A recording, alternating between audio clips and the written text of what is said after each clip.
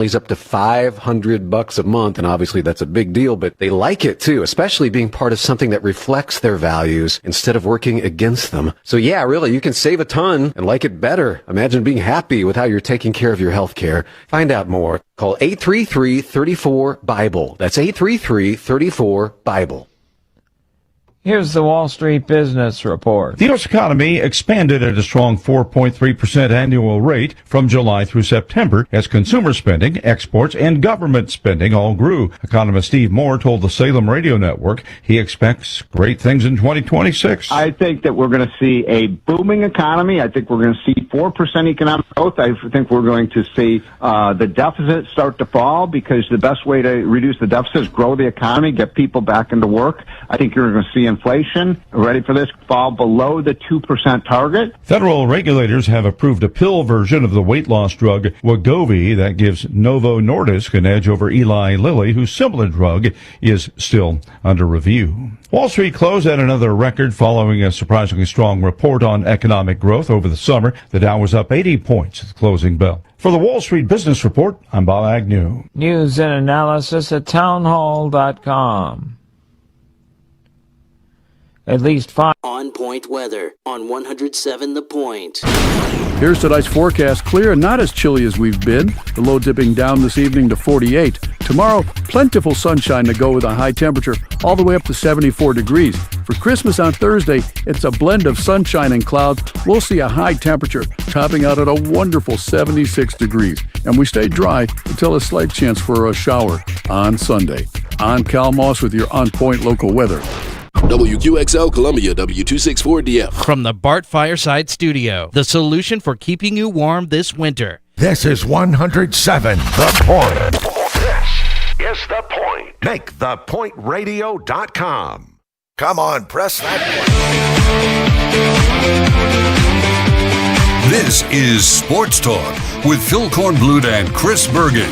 Sports Talk is heard across the state on radio affiliates of the Sports Talk Media Network and is streaming live on SportsTalkSC.com, as well as Twitter, Facebook, and YouTube.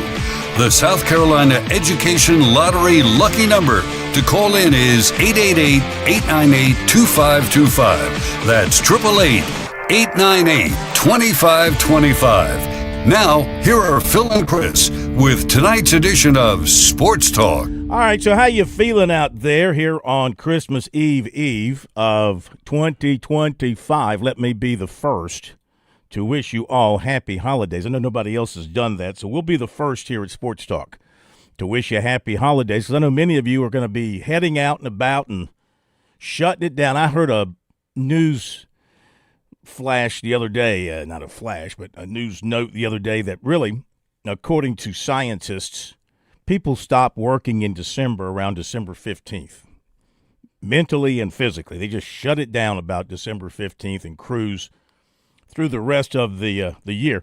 Not here at Sports Talk, Plumber. Not inside here. Not with the plumber. Tell him about it, Plumber. Isn't it Christmas Adam today? Isn't that what they call it? Who? It's Christmas Eve, and then before Christmas Eve is Christmas Adam. That's cute. Who came up with that? Probably Adam. I don't know. Do I need to tell you the story of Adam and Eve? You can tell me if you would like to express that. Do I need to tell you the story of the birds and the bees? Mike Morgan did that on Wednesday or Thursday night last week. The birds and the bees? Yeah, on Sports Talk. Yeah. Were you not there? I was here, but Mike's version of the birds and the bees doesn't necessarily reconcile with mine. It's the SEC Birds and the Bees. That's his version. The SEC of the birds and the bees. So I tell you what, if you're a Gamecock fan, are you a Gamecock fan? If you're a Gamecock fan, it was like Christmas 2 days early today. They get another big-time women's basketball recruit, and I know that's important to many in Gamecock Nation. So that'll make everybody happy. I got the 6'7" Francois girl yesterday. That's for those of you who don't speak French. That's French. Francois. It took 7 years of French growing up. So they got that, and then they got the guard from California today publicly committed. So that's good. But trumping all of that, of course, the late afternoon news from Dylan Stewart that he will be back in 2026. So South Carolina has got their two their two kingpins for their offense and their defense back again. Of course, they both played last year, this past season, on a 4-8 team. So it's pretty obvious they can't do it alone. They got to have more around them. Now they lose another offensive lineman. This is a little bit of coal in your Gamecock stocking. Tree Babalade announced today that he's transferring. So that's 4 offensive linemen that are transferring who had started at least 4 games this past season. So that is the bulk of the offensive line hitting the door, which you might say, based on how they played this past season and the results, you'd say don't let the door hit you on the way out. Then again, they were part of an offensive line the previous year that was obviously part of a 9-win team. But you know what? I did some research, and I'll get into this in a little bit. Not so much statistically better. In fact, I was shocked. That going back to 2019, that's as far as the stats would go, going back to 2019, using the metrics they use to rank the quality, the strength of an offensive line, that the best South Carolina offensive line going back to 2019, based on these metrics and nationally ranked, was the 2019 offensive line. But the Gamecocks went 4-8 in 2019. So I'm having a hard time figuring that out. You know, now they were hurt because Jake Bentley was lost for the season in the North Carolina game in the season opener, remember. They lost that game, and he got hurt, and they had to go to the freshman at that point. And they, you know, they went 4-8. But they had a very good offensive line according to these metrics. So, I don't know. I can't figure it out. That's why we've got Chuck and Ellis on with us tonight. Early edition of Chalk Talk, holiday edition of Chalk Talk at 7:05. They can answer these questions. They can straighten it out. Clemson is up in New York, and the Tigers are having a jolly old time. They did practice today at Columbia. I thought originally they were going to be at Fordham. I had them down going to Fordham and practicing, but they're practicing at Columbia University. We'll hear from Dabo Sweeney, a little 2.5-minute piece he did with Ross Taylor, the SID at Clemson.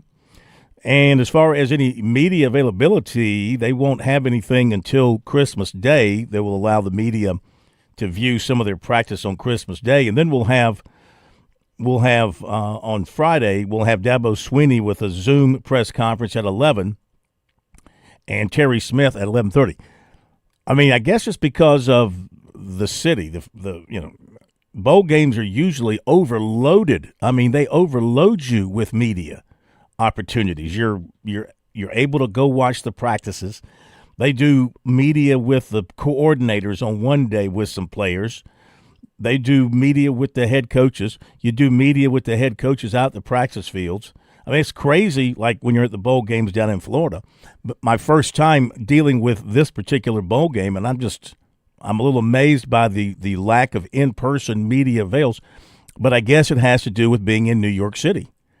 And I'm just guessing it has to do with the fact that it's not easy to get around from point A to point B, and everything costs to get around if you're taking a cab or taking a train. Not that they're worried about your costs. I'm just thinking out loud here. I don't know why it's so little exposure, but it is what it is.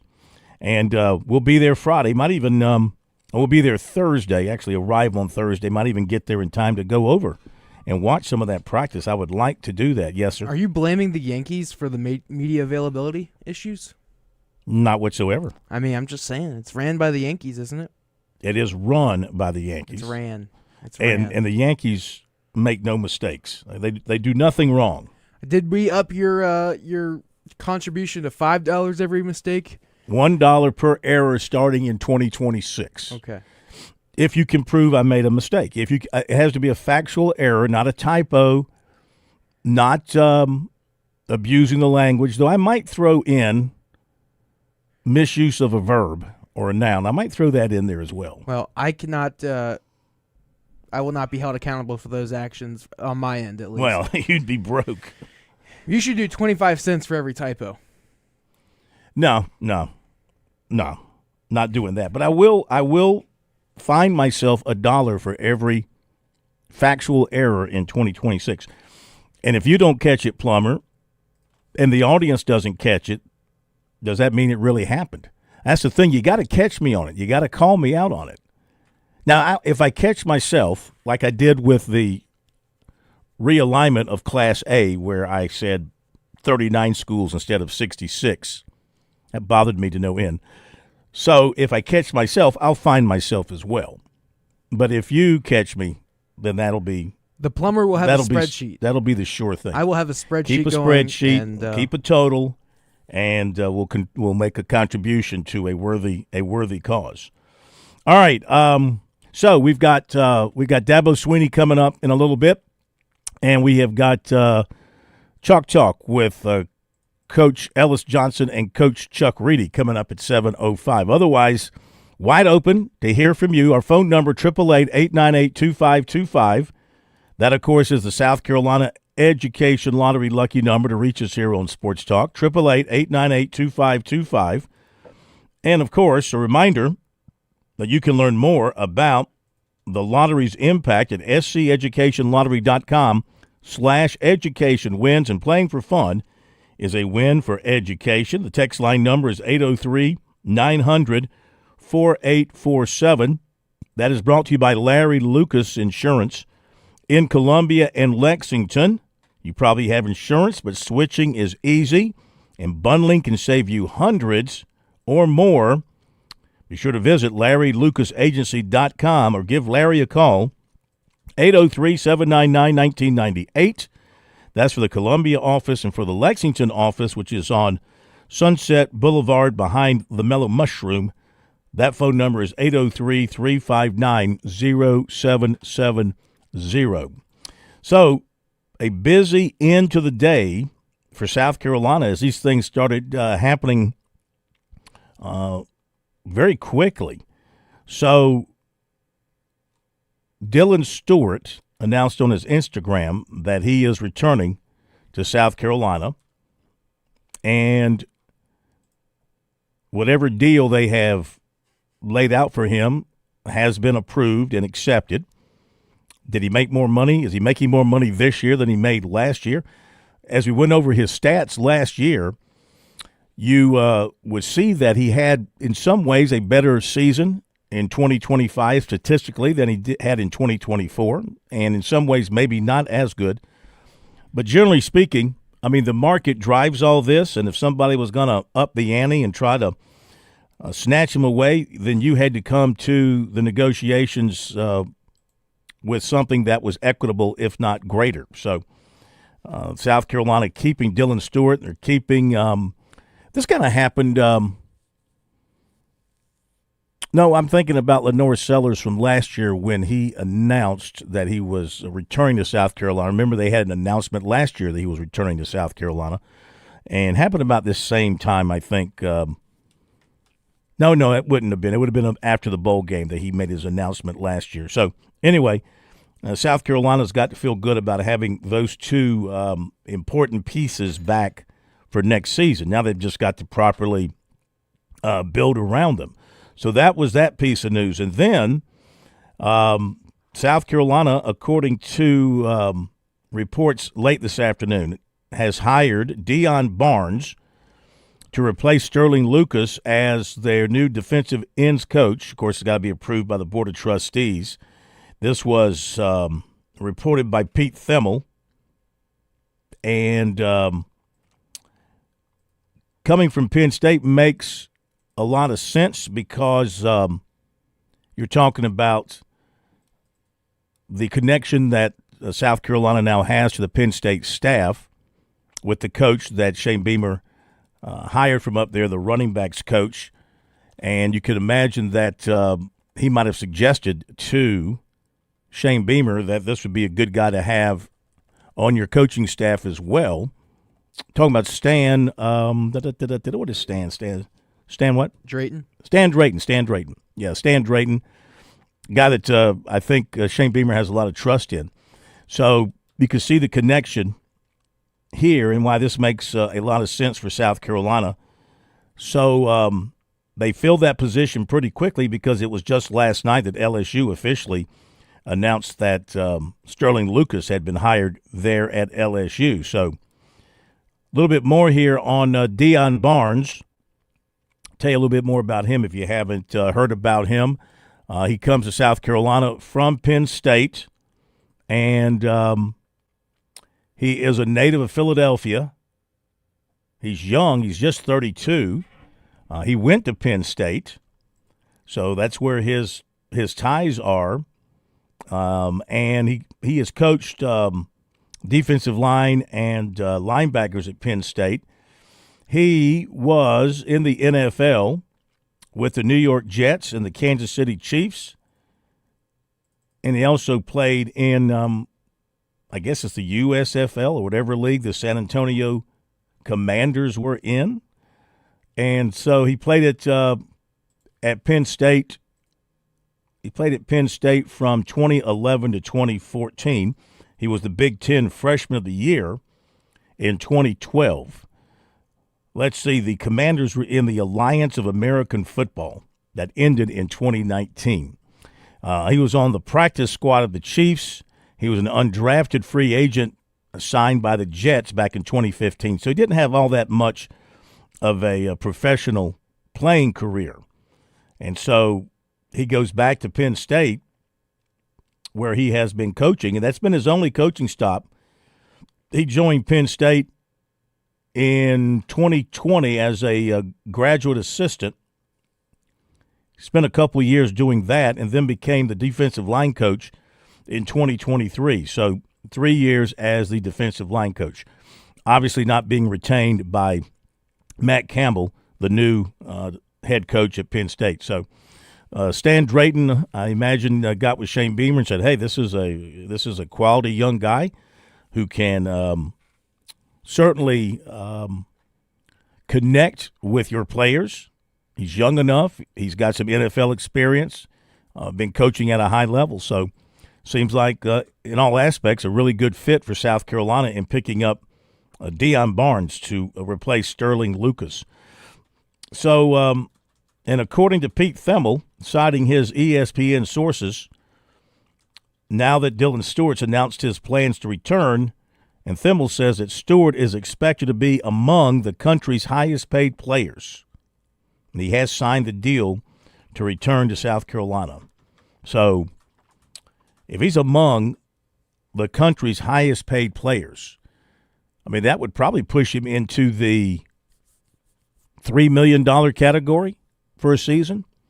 I see a lot of reports of $4 million, $5 million for players. I don't know that I believe those reports. I don't know that those reports are accurate. But something in the $3 million category, $2.5 to $3 million category, would certainly seem to fit. And with Lenora Sellers also probably pulling in about the same amount. So if you're South Carolina, you probably figured you got $18.5 million to spend on your roster from the share amount. Remember, it was 20.5, but with the scholarship total going to 120, about $2 million of that's got to go towards these scholarships. So that leaves you with about 18.5 of the share money to spend. So if you spent, let's just say, I got to believe between those two players, that's costing them at least $5 million between those two players. Easy. Maybe 6. But I'll be conservative and say 5. So that would leave you about $13.5 million to spend on the remainder of your athletic program. Not just your football team, your athletic department. So see how that works out in the future. Now, that's not the NIL dollars. That's the settlement share money that the South Carolina has agreed to participate in. All right, and also it looks like, and we'll go in more detail on this in recruiting, but, yesterday Shane Beamer put out a commitment alert, and today there was a prediction, I guess you would call it, a prediction for a player to commit to South Carolina, a safety out of Georgia. So I'm tying the two together, knowing how it typically works when one of these guys on 3 puts out a prediction. Usually means he's gotten word from somebody in the organization that they're making an edit for this guy, and so they front load it with their prediction And we're talking about the player is safety Jannard Albright, 6'2", 205 out of Springfield, Georgia. So we'll talk more about him in the recruiting segment coming up a little bit later on. Also, the South Carolina women, as I mentioned, Jersey Robinson. She is a guard from California, 6-foot guard, Jersey Robinson from Chatsworth, California. And she's regarded as one of the top high school female players in the country. And so she's coming to South Carolina.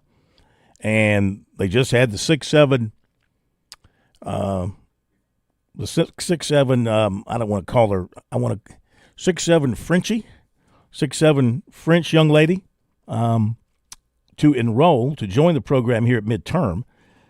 And so with what Dawn Staley is adding in and what she'll have coming back, don't forget you got Chloe Kitts and you got Watkins sitting out this year. So the present looks good and the future looks very bright for South Carolina women's basketball, considering the players she is bringing in.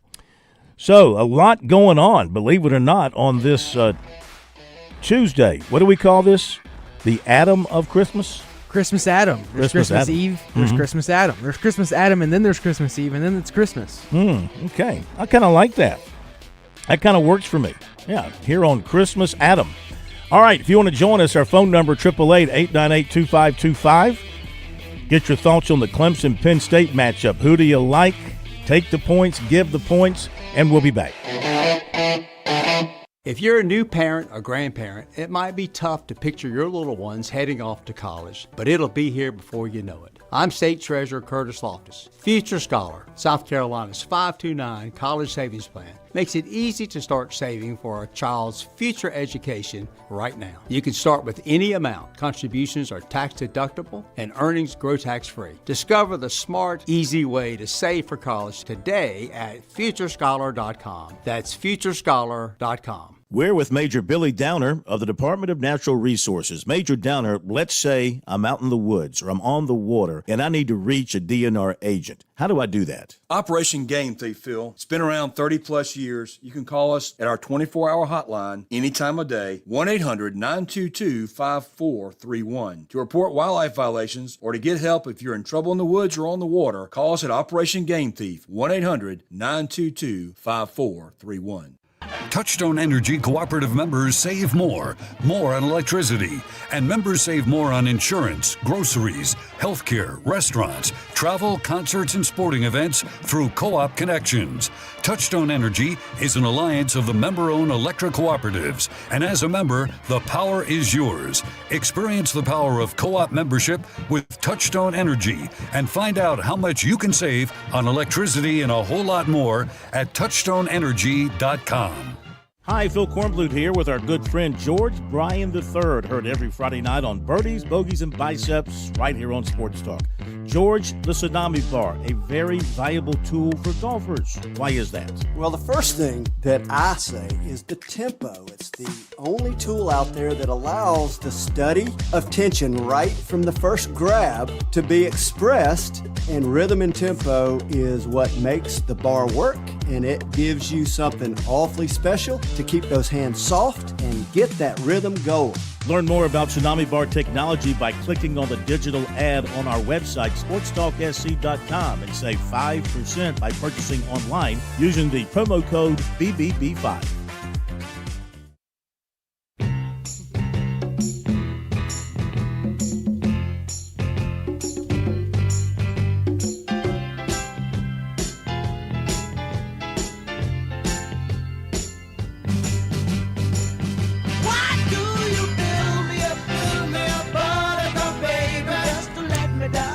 All right, welcome back in, everybody. By the way, go ahead and send us your picks for the Clemson-Penn State game. You can just text it to us, and if you hit the score on the head, of course, we'll give you a free lunch at Seawells when they open back up in 2026. Well worth the effort. Send that in, 803-900-4847. Of course, we'll hang on to them. If anybody happens to hit it on the noggin, we'll treat you to lunch, and the plumber will be, well, you'll be the guest of the plumber. He'll take you out for the lunch. He'll pay for it. He will not limit the number of desserts you eat or anything like that. Well, I can't. I mean, they don't, so. You could get into an eating contest with the plumber. You'd lose, No, I think you'd I don't lose. Think they would. No, you'd lose. They would. You'd lose. I would lose. Yes. No, they would lose. I don't think anybody can out-eat you. It's one thing I don't think anybody can do is out-eat you. No, I think they could. So get that in. 803-900-4847 is the text line number. And again, I want to mention the South Carolina women picking up the commitment today. And, of course, they got the mid-year transfer from a very fine prospect in France, Elisa Tornabis. And so recorded once again. Elisa Tornabis. Yeah, we recorded that so I would get it right every time I say her name. Elisa Tornabis. And so there was some discussion whether she was 6'4" or 6'7", but Elisa Tornabis is actually 6'7", and so Elisa Tornabis will be listed in the Gamecock Media Guide as being 6'7" and from France. So Dawn Staley is excited to have Elisa Tornabis in her program. By the way, Dawn Staley, I can say that name, Dawn Staley was at the University of Virginia yesterday as a guest, visited with the football team while they were practicing, and I guess she was at a basketball game last night, and they introduced her to the crowd, and she got a roaring ovation from the Virginia fans. Of course, she's a Virginia grad, did great things at Virginia. There was a time there that they tried to hire her away when Debbie Ryan retired, or there was a lot of talk about that. But she stayed at South Carolina and has built herself a kingdom. Wait a minute, now, if you're a queen, can you have a kingdom? What does a queen have? A castle. Yeah. I mean, palace. Yeah, but I mean, is it right to say a queen has a kingdom? Should it be a queendom? Is there such a thing as a queendom? Stop while you're behind. She is the boss, ain't no doubt, and we'll be back. On Point weather on 107 The Point. Here's tonight's forecast. Clear and not as chilly as we've been. The low dipping down this evening to 48. Tomorrow, plentiful sunshine to go with a high temperature all the way up to 74 degrees. For Christmas on Thursday, it's a blend of sunshine and clouds. We'll see a high temperature topping out at a wonderful 76 degrees. And we stay dry until a slight chance for a shower on Sunday. I'm Cal Moss with your On Point local weather.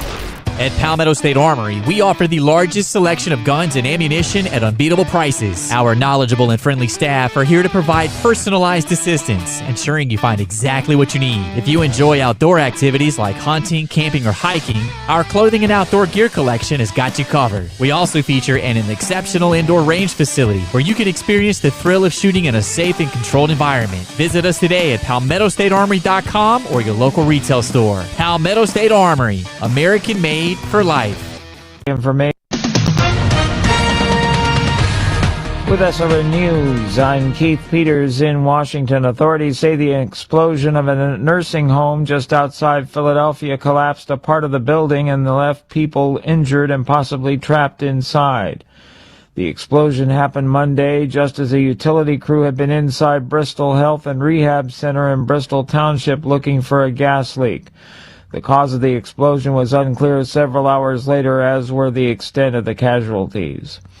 The Justice Department has released that tens of thousands of more documents related to Jeffrey Epstein, a tranche that includes multiple mentions of President Trump, but added little new revelatory information to the long-anticipated public file on the disgraced late financier. On Wall Street, the Dow up by 79 points. More details at srnnews.com. Are you tired of that sinking feeling when the electric bill arrives? Does the phrase peak hours trigger anxiety and a headache? Do you suffer from chronic fatigue of watching your hard-earned money evaporate right into the power grid? You may be suffering from utility pain and anxiety disorder, or UPAD. Symptoms include sweating when running the AC, a fear of turning on lights, and a general feeling of powerlessness over your energy costs. It's time for you to try Solarist from Ken at Broker Solar. Broker Solar isn't a temporary fix, but a lasting solution with cutting-edge solar technology designed to address high energy bills at their source. Many clients have experienced immediate relief from high monthly payments with reports of increased home value and greater financial freedom. Imagine a brighter future for your home and your wallet. Side effects include the freedom to use your appliances when you want and a powerful sense of energy independence. Broker Solar. a brighter outlook for your home and wallet. Call us now, 803-807-7417. That's 807-7417 or online at brokersolar.com. If you're feeling the weight of the world, how about visiting Spa MD in West Columbia? Marcy and her team can provide that perfect massage for individuals or even a couple. Lainey's been several times. She comes home completely revitalized. For a gift, if you're in the doghouse, or just because you love her, check out their options at visitspamd.com or call 251-9400. Leave your stress behind because you know what? You deserve this getaway. Spa MD, 251-9400. When your temperatures swing, your comfort shouldn't. At Sweet Comfort Services, we make sure your system's ready for anything. Get our $99 preventative maintenance, a full inspection and tune-up that keeps your equipment efficient, reliable, and safe. Thinking it's time for an upgrade? We offer estimates on new Goodman and American Standard systems. You'll get honest advice, fair pricing, and expert installation. No gimmicks, no surprises. Call 803-331-8143 or visit sweetcomfortservices.com to schedule today. Sleep better, dream better, right here at home. Best Mattress has built a legacy of comfort in the Midlands for 97 years. Family owned, locally crafted. Visit West Columbia, Divine Street, or our newest Lexington showroom by the amphitheater to experience real American-made quality. Discover your perfect mattress with our custom comfort test. Plus, get white glove delivery and a reassuring 90-day comfort warranty. No offshore shortcuts, just honest local value. Visit bestmattress.net. Best Mattress. Sleep local. Sleep better. If you're a new parent or grandparent, it might be tough to picture your little ones heading off to college, but it'll be here before you know it. I'm State Treasurer Curtis Loftus, Future Scholar. South Carolina's 529 College Savings Plan makes it easy to start saving for a child's future education right now. You can start with any amount. Contributions are tax deductible and earnings grow tax free. Discover the smart, easy way to save for college today at futurescholar.com. That's futurescholar.com.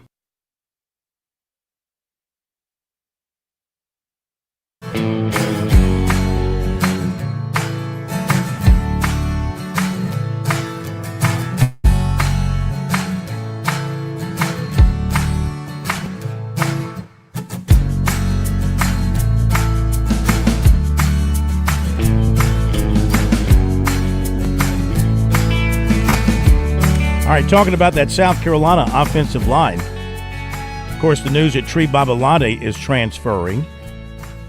And so he joins three others off the offensive line, Nick Sharp, Travon Baugh, and Kason Henry, all transferring off the offensive line at South Carolina. So that means four offensive linemen with at least 4 starts this year are leaving. And, of course, much of the blame on the 4-8 season fell on the offensive line. According to metrics by Pro Football Network, the South Carolina offensive line ranked last in the SEC, and 12.6% of the quarterback dropbacks resulted in a sack. The offensive line was ranked 79th nationally. In comparison, the 2024 offensive line ranked 12th in the SEC, so a little bit better, and was 41st nationally, but the sack percentage was still high at 12%. Now, not all sacks can be placed on the back of the offensive line. Quarterback bears some responsibility. Holding the ball too long, not getting rid of it, et cetera, et cetera. But most of it was on the offensive line this year. Of the 4 transfers, only Kason Henry was a starter back in 24. Now, the national rankings of the offensive line going back to 2019 in reverse order. So, well, I told you about 25 and 24. In 23, South Carolina's offensive line was ranked 115th. In 22, ranked 74th. In 21, ranked 83rd. In 20, ranked 56th. And in 2019, they were ranked 24. But again, they only won 4 games in 2019. But the rankings got gradually worse, except for a little bit of a backup in 22. They went from 24 to 56 to 83 to 74 to 115. Well, I guess they did have a pretty significant jump in 24. They went from 115 to 41st. But then back up to 79th this year. 2023, that would have been a year they did not go to a bowl game. That's right, 2023? Yeah, they stayed home in 2023 with offensive line ranked 115th. So, but that's not always the case. Again, when they had that offensive line ranked 24th in 2019, they were a 4-8 team. So, got to be more to it than just the offensive line, but being very good across the offensive line is a good place to start, and that's got to be a major challenge for South Carolina in this offseason is improving the offensive line across the board. They've got a new offensive line coach, so he'll bring in some new ideas, some new concepts, some new thoughts on how to get it done, and we'll see what he is able to do. All right, we got several text messages, 803-900-4847. By the way, the temperature was a beachy 67, 68 today. They're talking about on Christmas Day in the Midlands, temperature being in the mid-70s. That's very beach-like. Got me aching for the beach, and I know it does the same thing for you. And when you want to get down to the beach, find yourself a great place to stay, very comfortable, something that fits your budget and fits your crowd size. You need somebody to help you find that place. You just give Jimmy Smith a call at James Smith Real Estate, 843-237-4246. Your perfect beach getaway, whether it's this time of year or maybe it's in the spring or maybe in the summer, whatever. He can handle any occasion, any season for you. Paulie'sVacationRentals.com, Paulie'sVacationRentals.com. James Smith Real Estate, 843-237-4246. Go ahead and get your plans down for that great vacation coming up this summer. Okay, this comes to us from the 803. Phil, Dawn is not through in the 2026 recruiting class. Stay tuned. Signed, Dawn. No, yeah. So there's more to come? There's more to come. Oh, well, let's see here now. The 2026 South Carolina women basketball recruiting class to this point: 6'4", Kelsey Andrews, Hazel Green, Alabama; 6'2", Kaylee Wynn, Santa Clara, California; and 6 feet, Jersey Robinson of Chatsworth, California. Now, those are in the 26 class because Elisa Tornabes, she's enrolled already, and so she would count along with the 25 class if she counts in the class. She's got to count somewhere, so she should probably count with the 25 class. So we won't put Elisa Tornabes in the 26 class. We'll put Elisa Tornabes in the 25 class. In the 25 class. I'm never going to learn the name that way. You know, if you got a crutch like that, you'll never learn the name. Just say it. Say the name. Elisa Tornabes. Elisa Tornabes. Say it at the same time. Elisa Tornabes. All right, Roger from Woodruff. What was the reason the high school league gave for having 66 teams in 1A in the 26 alignment?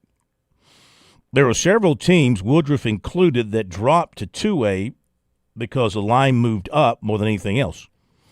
Well, they gave no reason because they put that out like on Friday, and then they were gone for the weekend. I guess they're gone for the holidays, so there was no explanation. But they try, if my understanding is correct with the reclassification, of course, they try to do it for playoff purposes, right? And they try to break it down so you got about 40 teams in each class so you can have a balanced playoff situation. And if you have way more than that, then you'll have a Division I, a Division II, which is what they're going to have in 1A. At my understanding, the 1As will have a Division I and Division II for playoffs. So that's the best explanation I can give you. When I can get something else, I'll let you know. But that's the best I got right now. Bobby in Georgetown, 70 degrees here today. Love it. Looking forward to baseball season in Columbia. which he spelled. Oh, now see, Bobby, if you were participating, we would charge you $1 for misspelling Columbia.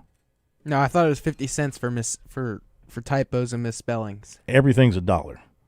Including you? It's like the Dollar Tree. It's like Dollar General. I am Dollar General. Everything's $1.25 there now. Oh, okay. Yeah. Anyway, that's great to hear. Enjoy it. Let's see. Russell and Anderson, Phil, Chris, and Josh, thank you for the work you do. I've listened to the show for years. Phil, I enjoy your perspective in sports in South Carolina. Thank you. And he includes the little, I guess it's called a meme. Is that a meme?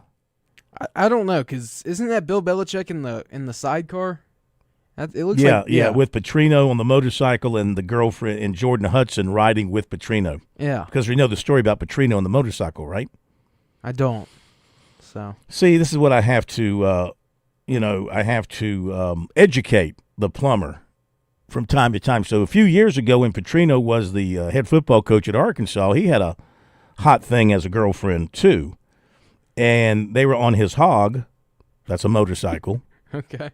Yeah. You do understand the word hog means I motorcycle. do. It's just... They were on his hog, and they got in a wreck.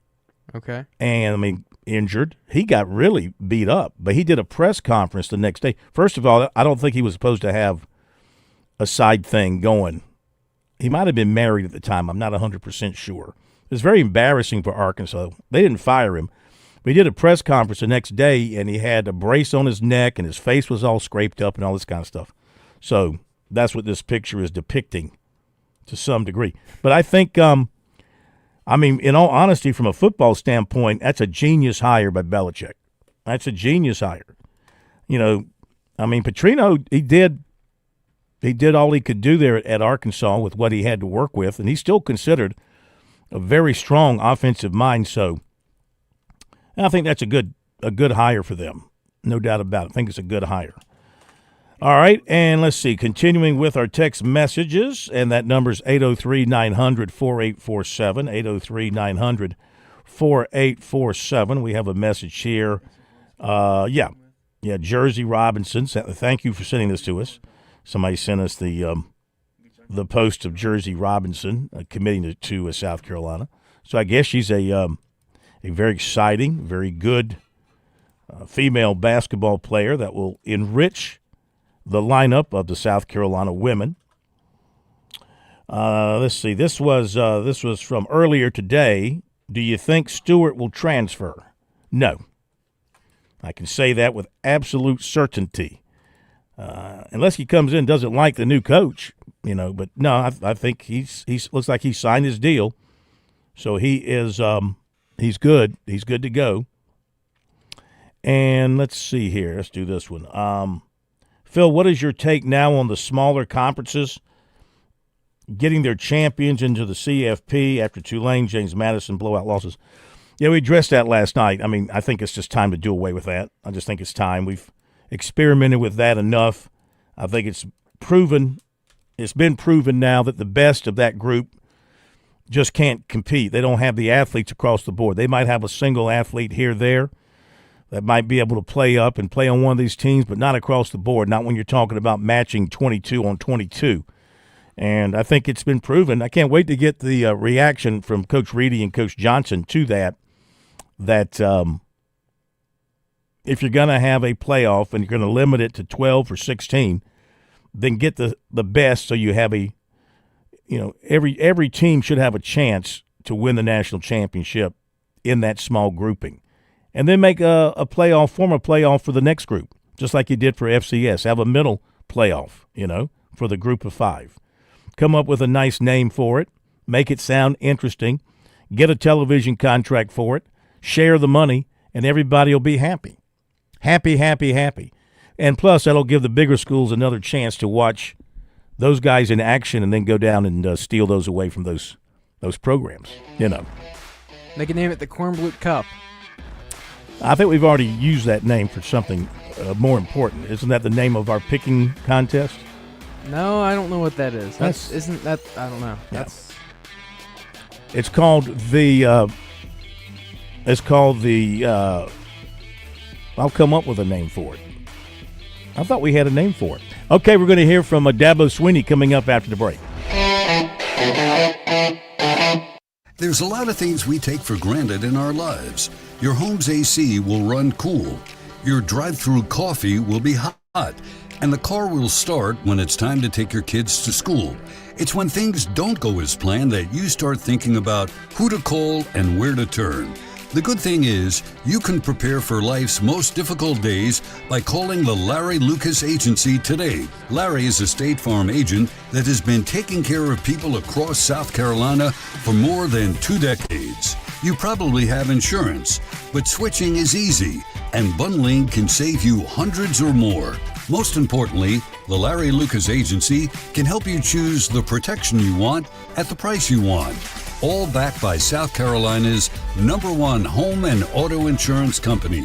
Visit LarryLucasAgency.com today or give Larry a call at 803-799-1998. Like a good neighbor, Larry Lucas State Farm is there. Traveling can be the worst, especially when you can't find your favorite show. Well, don't worry. We've got the perfect way to keep up with everything happening in the Palmetto State when you're away from home. Just pull up the Chief Sports app on your mobile device, and you can listen live to Sports Talk. All right, welcome in, everybody. Sports Talk Media Network. So the next time you can't find us on one of our great radio affiliates, just log on to the Chief Sports app, the best way to stay connected with the Sports Talk Media Network. South Carolina's taste buds have spoken, and they're asking for beef. There are more than 7,800 farms raising cattle from pasture to plate in the Palmetto State.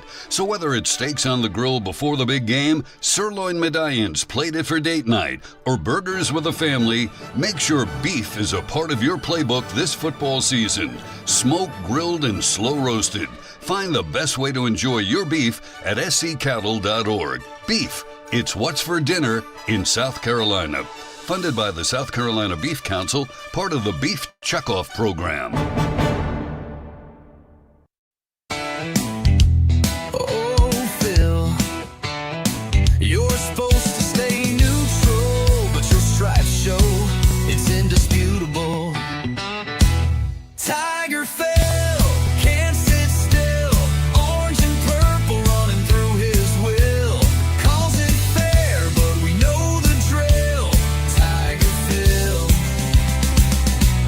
Tiger Phil.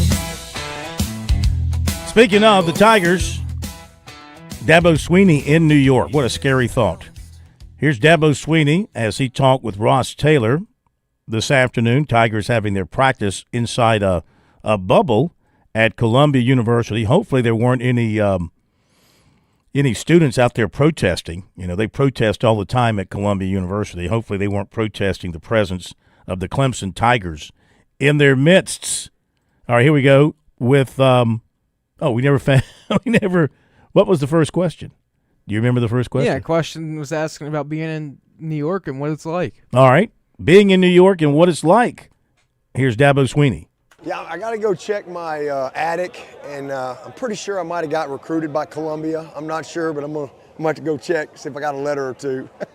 But this is awesome. You know, I'm glad we were able to be here. We're at Columbia University, and, you know, thankfully they had a bubble today, kind of nasty outside, but I tell you, we're off to a great start. Got in here last night, and it was a great trip and just a lot of fun to be out and about last night with all of our players, and so many of these guys have never been in New York. We have a lot of staff that's never been in New York, so you know, really a great experience, because I would say probably there's somebody from every part of the world within 5 miles of where we are, so just a great experience for everybody.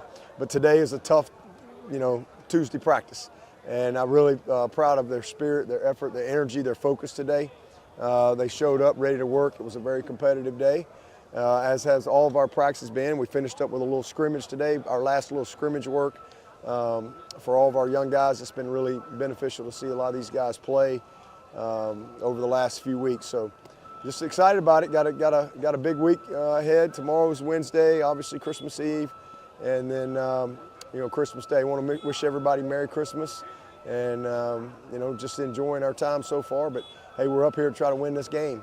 And that's our focus, is to do what we got to do when nobody's watching, so that we can play our best game when everybody is watching on Saturday. And then speaking of, I mean, almost 30 guys out, a lot of them due to injury, a couple because of transfers or declaring for the NFL draft. It'd be really easy for a lot of coaches to be down about that, but you seem genuinely enthused and excited for the opportunity to see a lot of different guys. Yeah, we still got enough, and these guys came here to play. And so for a lot of these guys, it's an opportunity to play. And we've got great senior leadership, guys that have truly, been all in to finish. And I'm really proud of those guys. It's the closer. That's our goal. Whether you're in the national championship or it's the last game, it's the closer. And so these guys have really, bought into doing what they need to do to help us, try to finish this thing with 5 in a row. We've won 4 in a row. We're trying to create momentum. Nobody cares who's in, who's out. It's about the guys that are here. And I think we've got 28 scholarship players that are out, and 19 of those are due to injury. So. A lot of guys that would play that can't play, but we've had fun preparing. We've had fun, challenging some of these other guys that are going to get their shot to go put it on tape. So it's going to be a ton of fun, and I look forward to competing against a tough Penn State team. All right, thanks to Ross Taylor and Clemson for that, and it kind of felt like Clemson with the tractor noise in the background or whatever that was. That was beeping back there. That sounds like almost every interview you do around Clemson. Couple of quick notes on Penn State. Defensive back A.J. Harris, one of their top defensive backs, 39 tackles and a pass deflection this season. He's transferring. So I think he's out. I think he's opting out of the bowl game. He also had transferred from Georgia. So he's out. And also a linebacker for Penn State was injured in practice and is going to miss the game as well. That is Alex Tesh, and he was a freshman, suffered an injury in practice, and thus he's going to be out. So the Nittany Lions are starting to pile up the injuries and the departures as well. So, but they don't have 27 out, I don't think, like Clemson does. By the way, former Gamecock corner J.C. Horn named to the Pro Bowl for his second consecutive year with the Panthers, so he's getting that done. Oh, we got some phone calls, 888-898-2525. So we go to John in Lexington. Up first tonight. John, good to have you with us. Welcome in. Hey, Phil. Hey, I just wanted to say something. I'm an older guy who's like one of these people who's get off my lawn type of person, and I just am nauseated by your opening monologue. Not that you had to do it, but what you were talking about. This thing of spending $3 million for a defensive end, $3 million for a quarterback to play college football. If that's what they're going to do, and it sounds like this is not going anywhere, then they just need to decouple major college football, major for men's basketball, and maybe even ladies basketball, and just let it be the minor leagues of these pro leagues. And don't even try to pretend that these are students, because they're not. They're professionals now, truly professionals.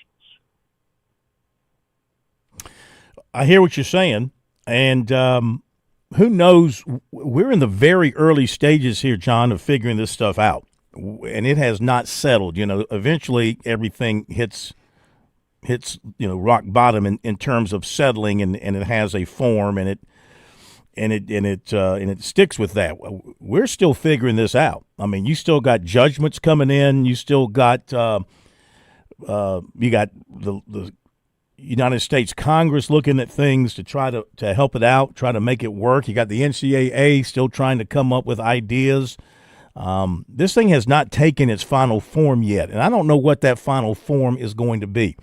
The people around college athletics still want you to believe that they put academics first and that these are student athletes. I long ago dropped the student part of that and just called them athletes. Now you can add pro athletes instead of student athletes because they are pro athletes. Let's be real about it. Of course, they were pro athletes all along because when you were getting a scholarship in exchange for your athletic talents, by definition, that made you a pro, not an amateur. You were getting paid something in exchange for your talents, and that pay was a scholarship and everything that came with it.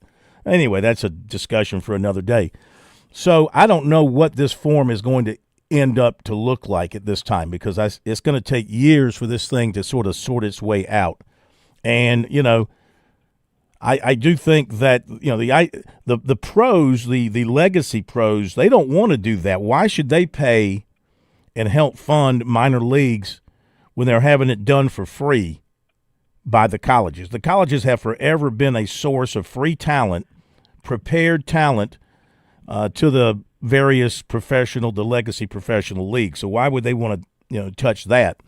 I think eventually we're going to see, I would like to see just one unified league, like a National League of College Football, the NLCF, come up with an acronym, just a league where all the big schools that want to pay and play do so together in a template very similar to what they have in the NFL, as best you can with 70 or 80 teams that they would have.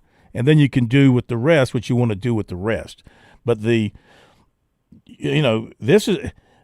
money is just going to continue to grow. It's not going to decrease. The old toothpaste is out of the tube there. If you threaten to take away money from a kid, he's just going to transfer and get it somewhere else because somebody else will be willing to pay him. That's the situation they're in right now because you don't have caps. You don't really have any limits. This is the time to be a great college athlete. 5 years from now, you're going to miss out because there likely will be some sort of cap put in place and some kind of limits. But right now, you're in control and you can go get all you can get. Appreciate the phone call. We'll be back.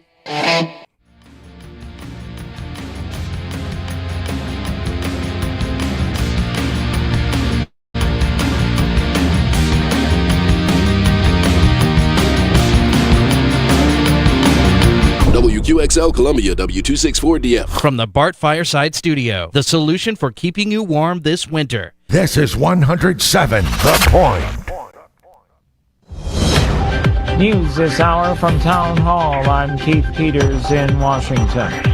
The Supreme Court has refused to allow the Trump administration to deploy National Guard troops in the Chicago area to support its immigration crackdown. The justices declined the Republican administration's emergency request to overturn a ruling by a U.S. district judge that had blocked the deployment of those troops. An appeals court has also refused to step in. The high court order is not a final ruling, but could affect other lawsuits challenging President Donald Trump's attempts to deploy the military in other Democratic-led cities. I'm Lisa Dwyer. Authorities near Philadelphia are dealing with a gas explosion that leveled part of a nursing home. A possible gas leak has caused an explosion at a nursing home, leaving residents trapped and the building nearly destroyed. It happened just before 3 p.m. at the Silver Lake Nursing Home in Bristol Township, about 30 minutes northeast of Philadelphia. Emergency responders say buses will be taking people from the scene at the nursing home to a reunification center. Officials were also working on setting up beds and providing water and other needs to the residents. Correspondent Bill Alexander reporting. The explosion happened Tuesday just as a utility crew had been inside Bristol Health and Rehab Center in Bristol Township looking for a gas leak. A stop work order by the Trump administration directs offshore wind developers to suspend all ongoing activities related to 5 large-scale projects under construction along the East Coast for the next 90 days for reasons of national security. The projects are off the Atlantic coast from Virginia to Massachusetts. On Wall Street, a good day as the Dow was up by 79 points. The Nasdaq rose 133. The S&P 500 reached a new record, up 31 points. More at townhall.com. Coverage varies by plan. View contracts and exclusions at endurancewarranty.com. If you're driving a car or truck with an expired warranty and suddenly lost your transmission or needed a full engine repair, would a $4,000 repair bill leave you stranded? I'm Danica Patrick. Don't get caught off guard with a vehicle breakdown. Choose the company I trust. Endurance. No matter the mileage, if your vehicle is less than 20 years old, Endurance offers auto protection plans for any budget. Protection on the drivetrain, electrical, transmission, AC, and more. Plus 24/7 roadside assistance and rental car reimbursement on any plan. Endurance handles everything from making the claim to paying the certified mechanic of your choice. Act now and get 1 full year of elite benefits. A $2,000 value, free. Call for your fast free quote today. Call 800-289-6016. That's 800-289-6016. 800-289-6016. Russia is probing possible Ukrainian connections into the assassination of a key general yesterday in Moscow. Correspondent Karen Chamas reports. Russia's investigative committee spokesperson Svetlana Petrenko said investigators were pursuing several lines of inquiry. She said that included the possibility that the crime was orchestrated by Ukrainian intelligence services. Russia has accused Ukraine of carrying out a number of high-profile attacks against prominent Russians since Moscow invaded its neighbor nearly 4 years ago. While Kyiv has hinted at its involvement in some cases, Ukrainian officials have often stopped short of publicly claiming responsibility. I'm Karen Shamas. Ukraine's own Dancing with the Stars show is back on just for one special episode. This time, the stars are the country's wartime heroes. News and analysis at townhall.com. From Washington, I'm Keith Peters. An NFL on-point weather on 107 The Point. Here's tonight's forecast. Clear and not as chilly as we've been. The low dipping down this evening to 48. Tomorrow, plentiful sunshine to go with a high temperature all the way up to 74 degrees. For Christmas on Thursday, it's a blend of sunshine and clouds. We'll see a high temperature topping out at a wonderful 76 degrees. And we stay dry until a slight chance for a shower on Sunday. I'm Cal Moss with your on-point local weather. WQXL Columbia, W264DF. From the Bart Fireside Studio, the solution for keeping you warm this winter. This is 107 The Point. This is The Point. Make thepointradio.com. Come on, you're too slow. Press the Welcome back to Sports Talk on the Sports Talk Media Network. You can reach the guys with the South Carolina Education Lottery lucky number, 888-898-2525. That's 888-898-2525. Now back to Phil and Chris with the second hour of Sports Talk on the Sports Talk Media Network. Chalk Talk coming up in just a second. Welcome back in. Hour 2, Sports Talk Media Network. Another piece of news on Penn State as another defensive starter is going to be out. Lions 24/7 reporting that 6th-year senior edge rusher Zariah Fisher is no longer with the team. He ranked second among Penn State edge rushers in snaps and pressures this fall. So a list compiled by Tyler Donahue of Lions 24/7 of notable Penn Staters out for the game.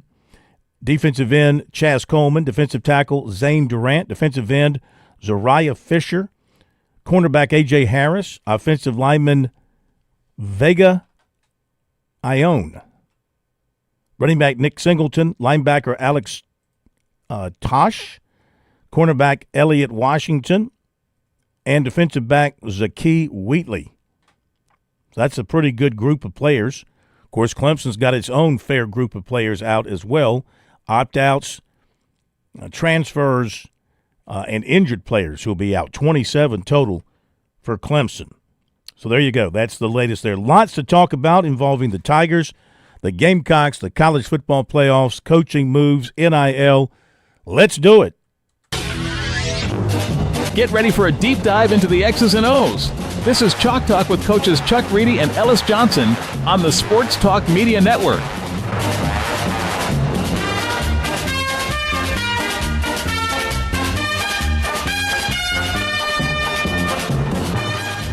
All right, time to welcome in our two little football elves, Chuck Reedy and Ellis Johnson, a.k.a. the Golden Bachelor.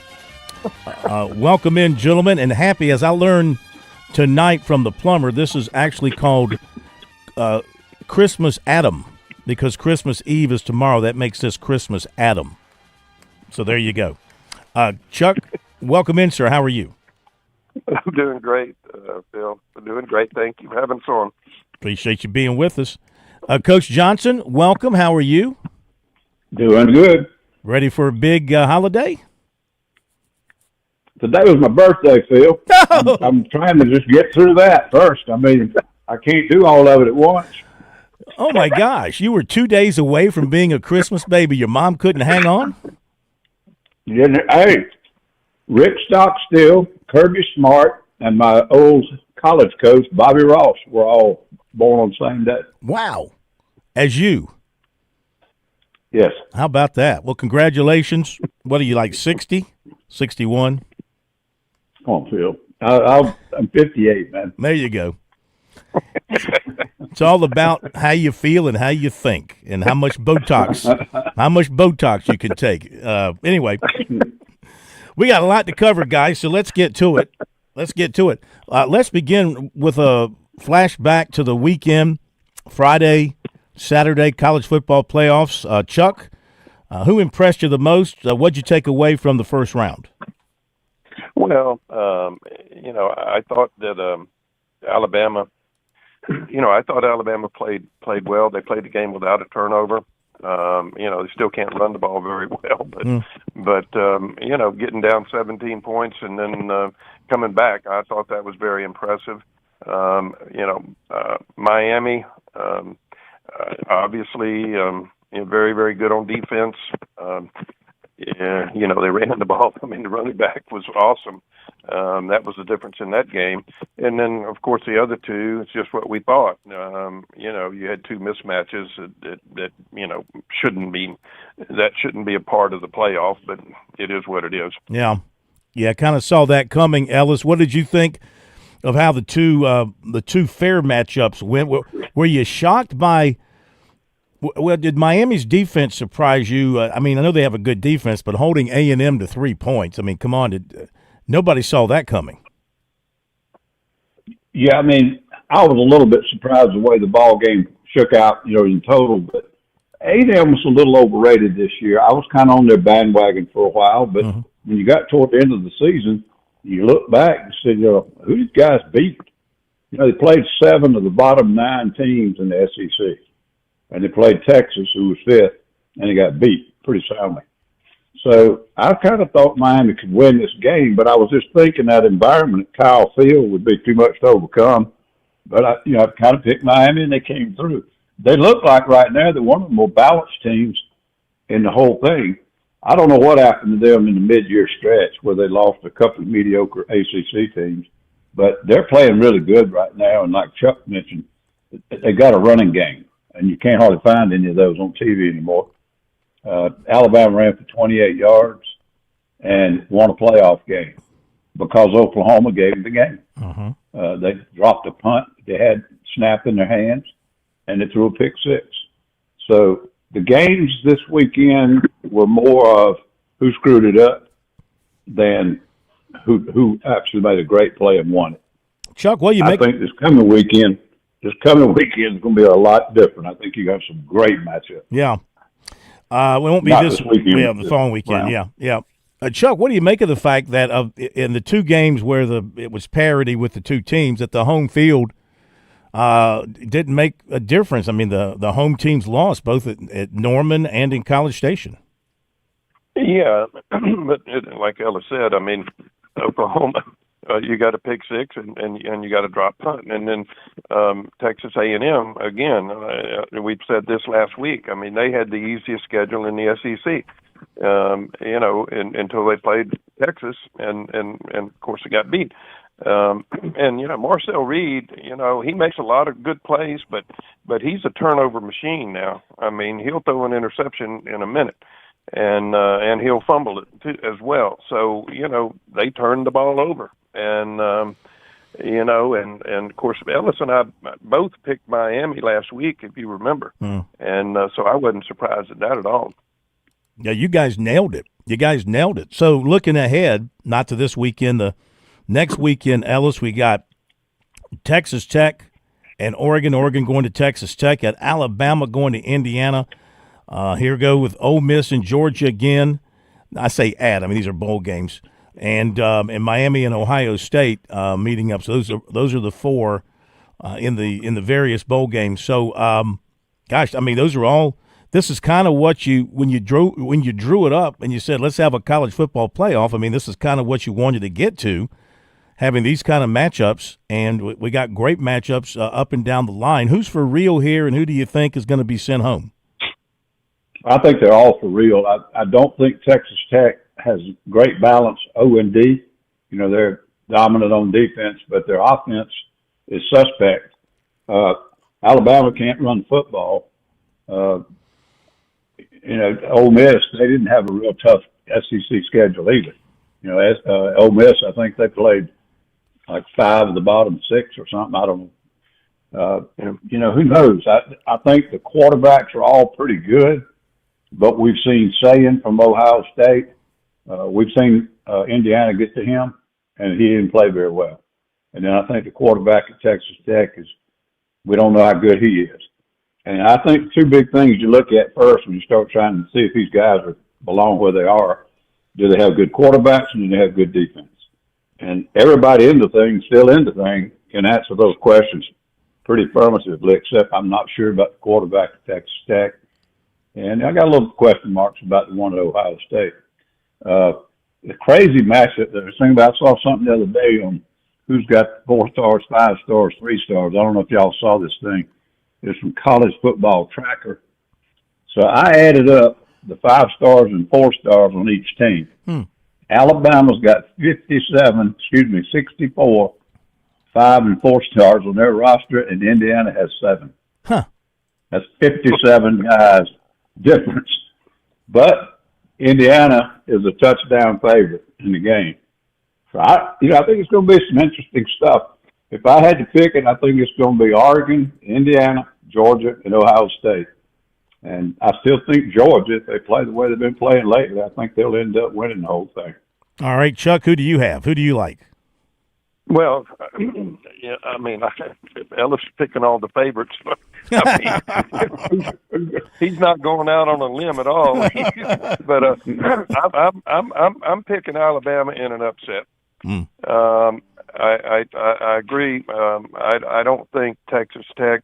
They haven't seen the kind of speed they're going to see with Oregon, and their quarterback, like Ellis said, is I don't think he's proven. You know, their toughest games, were Utah and BYU. I mean, they haven't played. I don't think they've played anybody as talented as Oregon. Well, I know they haven't. I think Miami is just not, unless Carson Beck really plays well, which, he's suspect too. I think, the other day, they don't try to put the game in his hands if they can help it. But, if he really played well, they're good enough on defense to give Ohio State, a run. But I think Ohio State's just, too good all around in that one. And I agree with Ellis. Georgia, they've improved more throughout the course of the season than any of them, and I don't think Ole Miss. I don't think they can beat Georgia, and I'm like Ellis. I mean, I'm riding Georgia all the way. So if Georgia, Ellis, wins another national championship, that'll be 3 for Kirby. I mean, you start putting him up there with the greatest coaches of all time. Well, that's a little bit of exaggeration. He certainly got a long way to go to prove that he is. I mean, some of the guys coached for 40 years. But I think what he's done is phenomenal. And but I say right now, the best coach in the last 5 years is Cignetti, for sure. Well, he did a great job at JMU, and now he brought a bunch of those people with him to Indiana, and he's taken a program that you'd never heard of in football. But they might get that fanny spanked this time around when they play Alabama. I picked Alabama to win the other day. I just felt like what you saw at Georgia, they would bounce back from that, knowing Alabama, and Ty Simpson was a better quarterback than what he showed in that particular game. And Ty Simpson was on his game, and even though they didn't have much of a running threat you can't overlook the running threat of Alabama just based on the fact that they had, 28 rushing yards last time out.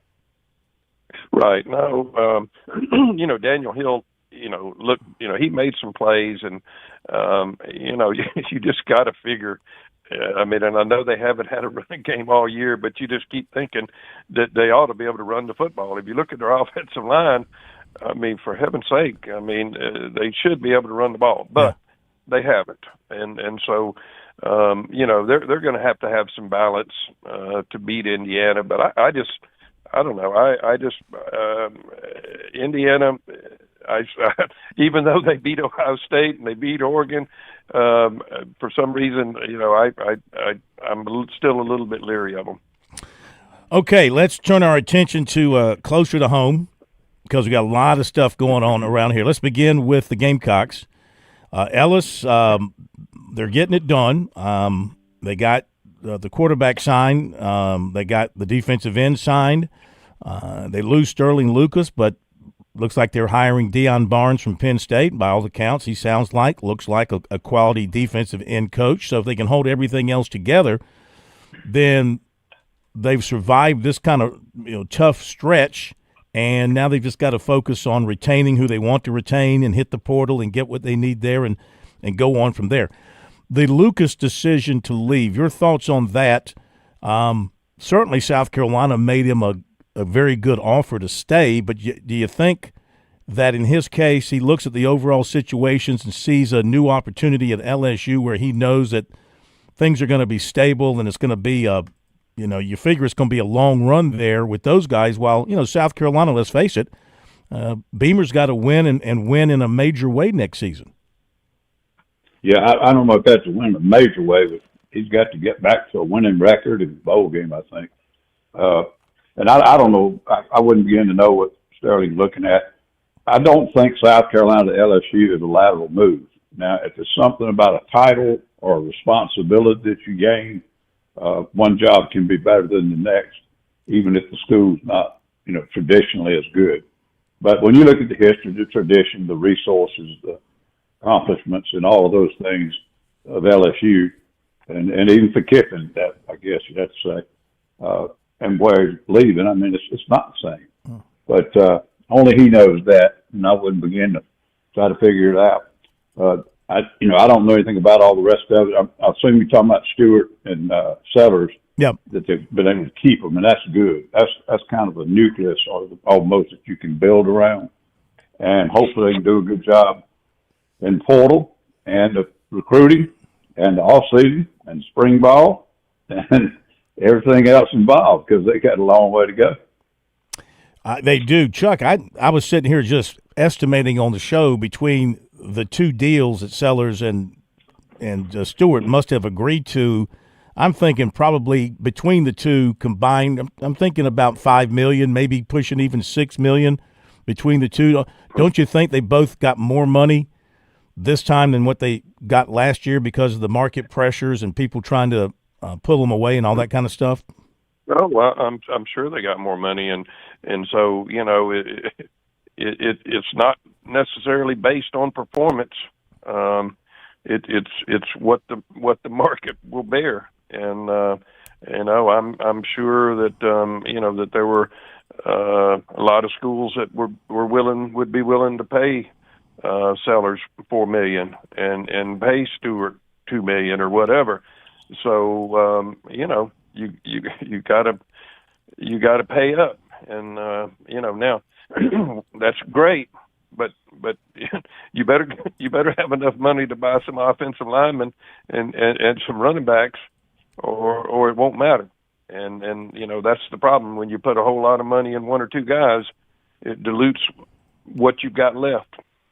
This is true. And let's remind everybody, these players can make a heck of a lot more money through their NIL opportunities. This is just the university share money, the big pool of $18.5 million that they can share among all their athletes, and they decide who gets what. But then each athlete, with his agent, can go make gobs of money representing whoever, whatever, and that's how you add on to it. That's why you hear about these mega deals of $8 million, $10 million, because of the NIL dollars thrown on top.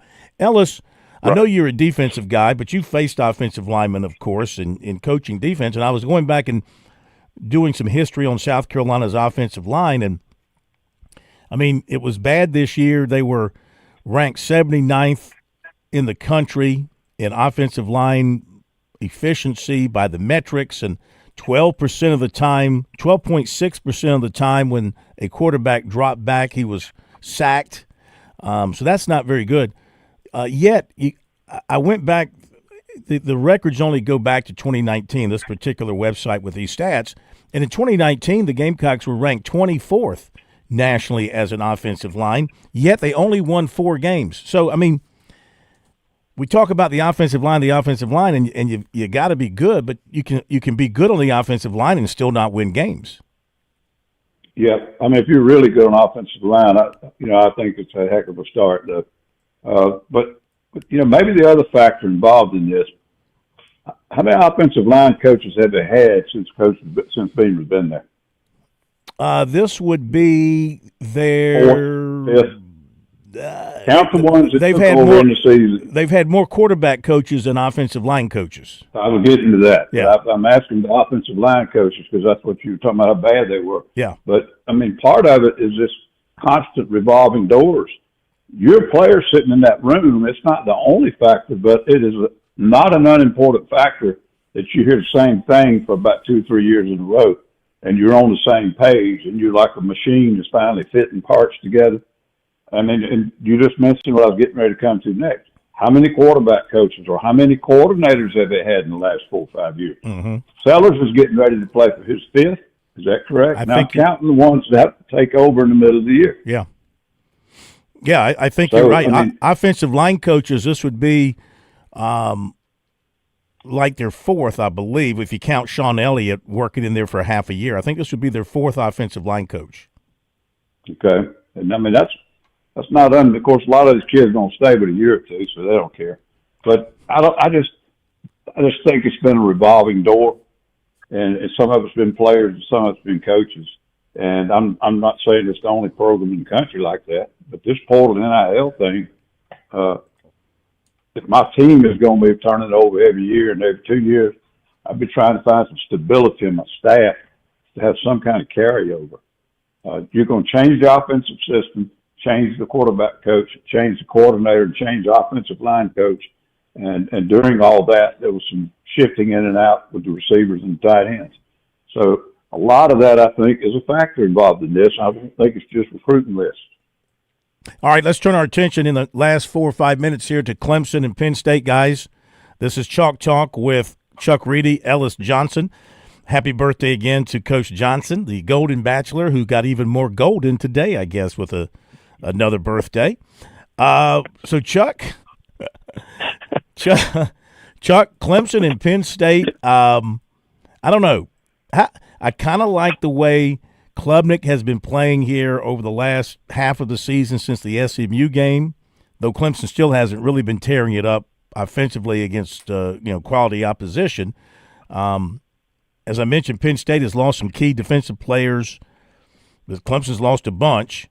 They're losing a big weapon on offense in Antonio Williams, for example, as well. And so anyway, how do you see this one playing out at Yankee Stadium? I don't know. Who's got enough left, you think, in the tank to go win this game?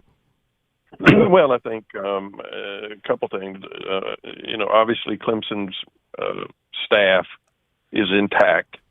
Penn State, I'm not sure, I mean, their coaches are going all over the place. I don't know how many of them are going to be there for the bowl game. So I think that's a factor. And then I think Klubnik, obviously, that's got to be a plus, and that's got to be a factor in Clemson's favor. They still have, they've still got a good receiving group, and Randall, has turned into a good running back. They're a little bit, they're short on defense, but you just don't know how good Penn State is offensively. So I would give Clemson the edge. Just based on continuity. I think you convinced me. Ellis, what do you think? Yep, agree with most everything Chuck said. And there's so much musical chairs, I guess you'd say, in both programs. I think this would be like trying to pick a AAA baseball game or something. I don't think anybody would have any idea how these teams are going to play. But Chuck's already hit all the main things. Clemson got some very critical parts in place, and their staff hadn't had a bunch of turnover.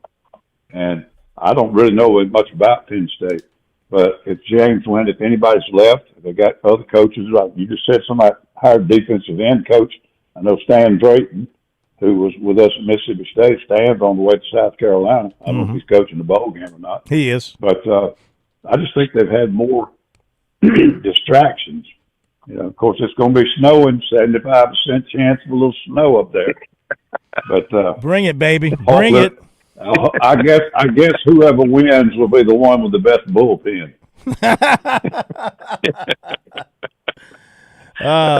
There you go. I'm going to be you'll see me out there. You might keep an eye on the television after the game. You might see somebody running out there and kissing the infield dirt at Yankee Stadium. That'll be me as a Yankee fan. Scoop up some of that hollowed turf and bring it back to South Carolina. I want to wish both of you gents and your families a great Christmas, a great rest of the holiday season. I can't tell you how much we appreciate you. And we look forward to having you back with us next week. We'll get with you on a date. I guess we'll probably do it on Tuesday so it doesn't interfere with your – I know traditionally Coach Johnson has a huge New Year's Eve party that he hosts, so don't want to interfere with that.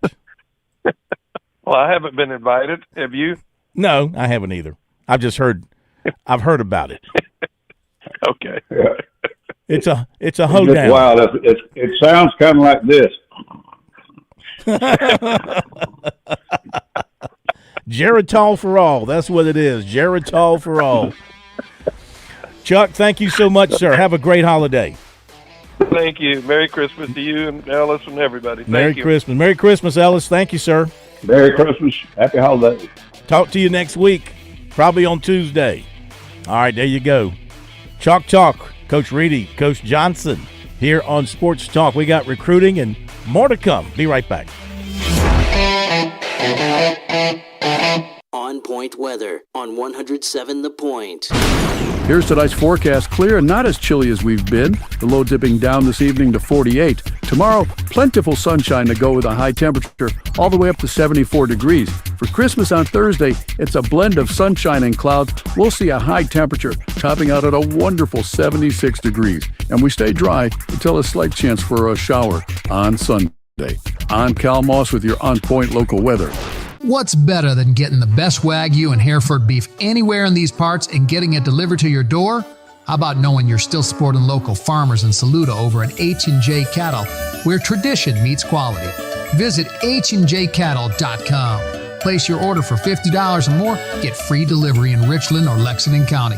Plus, Point listeners get 10% off your order. Enter keyword The Point as one word for your discount. HandJCattle.com. Ooh, that was great. Now check this out. The inspector. With SRN News, I'm Keith Peters in Washington. Pennsylvania's governor says an explosion at a nursing home just outside Philadelphia killed at least 2 people.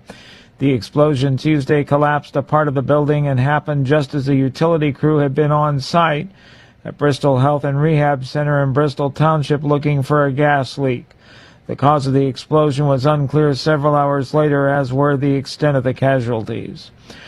A new Department of Health and Human Services report reveals Medicaid programs made over $200 million in improper payments to health care providers between 2021 and 2022 for people who had already died.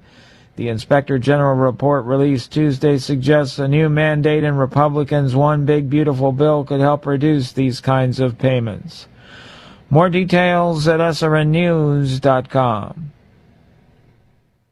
Nobody plans for a plumbing problem. They come unannounced and usually at a very inconvenient time. Franklin Plumbing and Drain Cleaning is your trusted ally. They recognize just how vulnerable a customer is at this time, and they want to help. They have well-trained plumbers who who are there to make a difference when you need it most. I've experienced this. They're knowledgeable about their craft. They're not coming to your house to pitch new products. If something is broken, they'll give you a price to fix it if it's possible, or a price to replace it if necessary. Franklin Plumbing and Drain Cleaning is also locally owned and operated, or I simply wouldn't endorse them. Josh and his team prioritize customer service above everything else. They handle every issue with care and precision. Those are not just words. I've had Franklin Plumbing and Drain Cleaning out to my home. They back up those words with their actions. If you have a crisis, get some peace of mind. Online, you find them at franklinplumbing.sc.com, or you call 799-2222. That's 799-2222. I'm absolutely positive they will make whatever is wrong right again. Franklin Plumbing and Drain Cleaning. Hey, it's Jay with the Cigar Militia. When I stop by a cigar store, I always look for my go-to cigars and stock up a few of those, but I also look for something I've never tried before.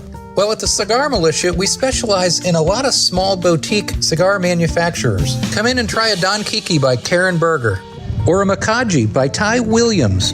We are the Cigar Militia at 1410 Colonial Life Boulevard. Help us out, stock up, and review some of our boutique brands. Carolina Blind and Shutter is Columbia's oldest and most trusted source for interior plantation, real wood exterior, and Bahama shutters. Experience craftsmanship you can see. Visit Columbia's only local showroom or schedule a convenient in-home consultation. Quality, tradition, and personalized service. That's the Carolina Blind and Shutter difference. Call 803-796-5564 for an appointment or browse online at carolinablindandShutter.com. Discover timeless style for your home. Carolina Blind and Shutter.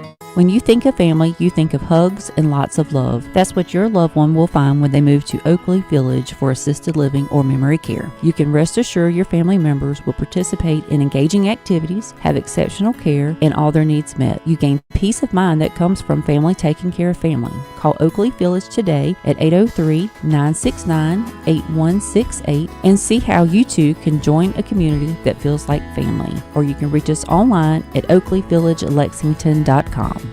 Hey y'all, this is Ted at Flight Deck Restaurant. We are now introducing a fast and price breaker lunch special menu. Pick any item for only $9.95. Here's what we have to offer. Single grilled pork chops, spaghetti with house salad garlic bread, single grilled chicken, chicken salad cold plate, chicken tenders, small Greek salad, grilled bacon and cheese, small chef salad, pepperoni pita pizza, small chicken tender salad. All meals except salads come with one side. Come and enjoy a delicious lunch for only $9.95. Serving from 11 to 2 every day. Flight Deck Restaurant in Lexington. Thanks y'all and God bless.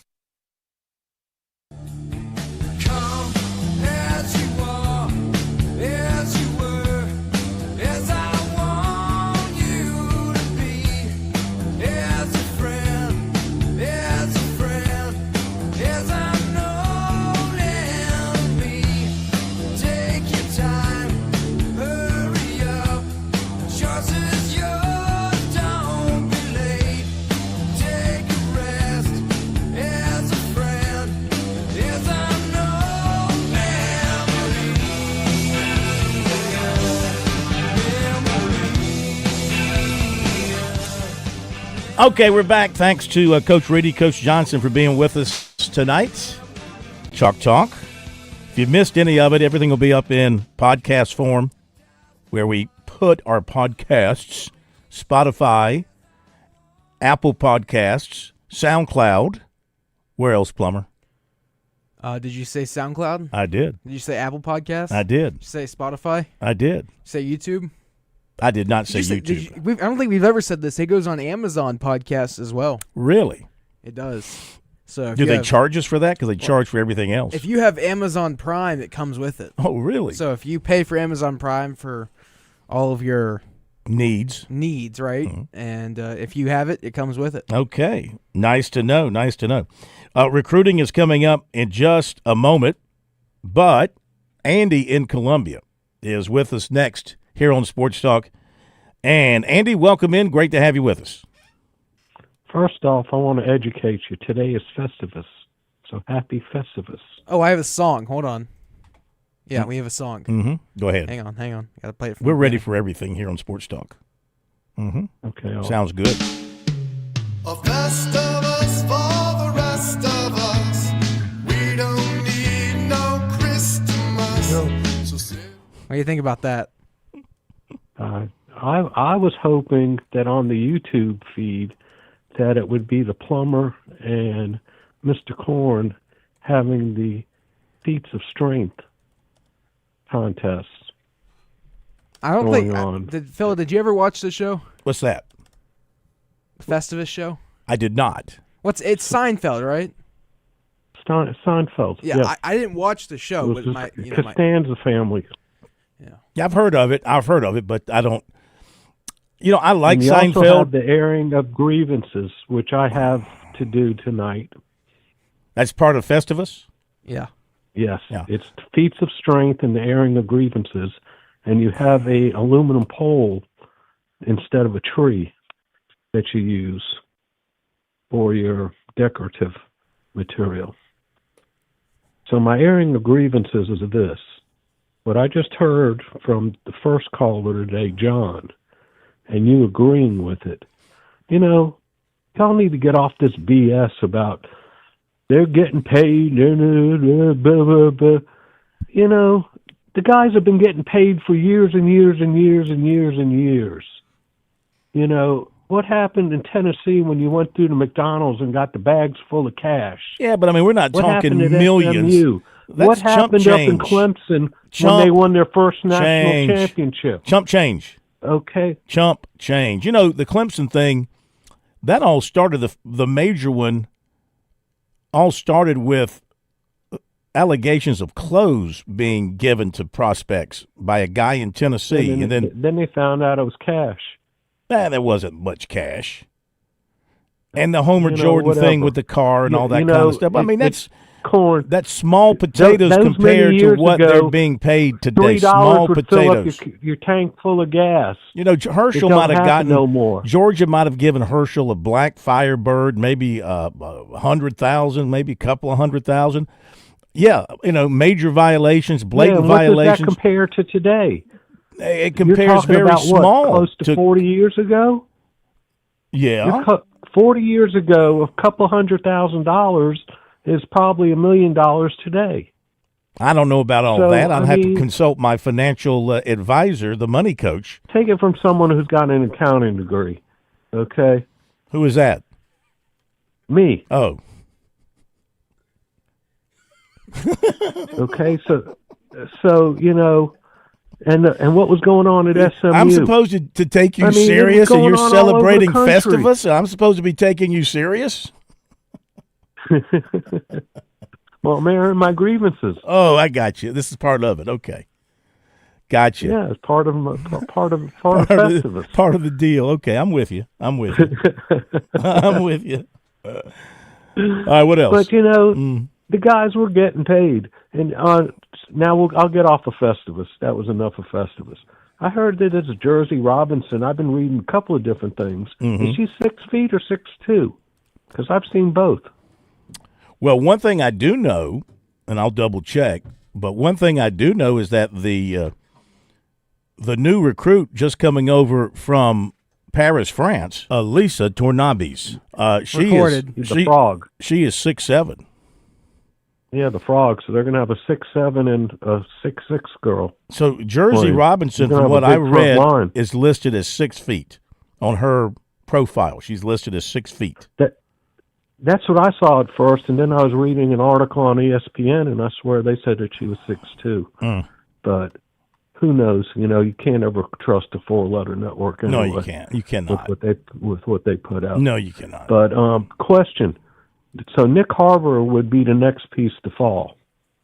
Are you hearing, is there any process being made towards that? I think that they are. Might Mr. Harbour be making the flight out of here? No, I think from what I've read, I don't know anything myself. I read what primarily 24/7 reports because those guys are spot on. JC and that crowd, Hale McGranahan, John Whittle. So they all believe that he will be just fine staying at South Carolina. That's where he wants to be, and just give him a proper offer and all that. And look, you got to be Nick Harbour. It's potential. He still hasn't proven that he's an elite receiver. He hasn't. He hasn't proven it yet. So you're playing on potential there that the progress will continue. I know I read something where some might have projected him for a late first or second round NFL draft. That would be a terrible mistake by him, I think. He is not ready for the NFL because he's only dedicated himself to football here for the better part of now going on 2 years. And, I mean, he's – Well, didn't he run track last year? Not at so South Carolina, really been really full-time 1 year. You're right. Correct? He did run track his freshman year, didn't he? You're right. So I guess maybe only 1 year. Yeah, that's right. I forgot. That spring he did run track. Yep.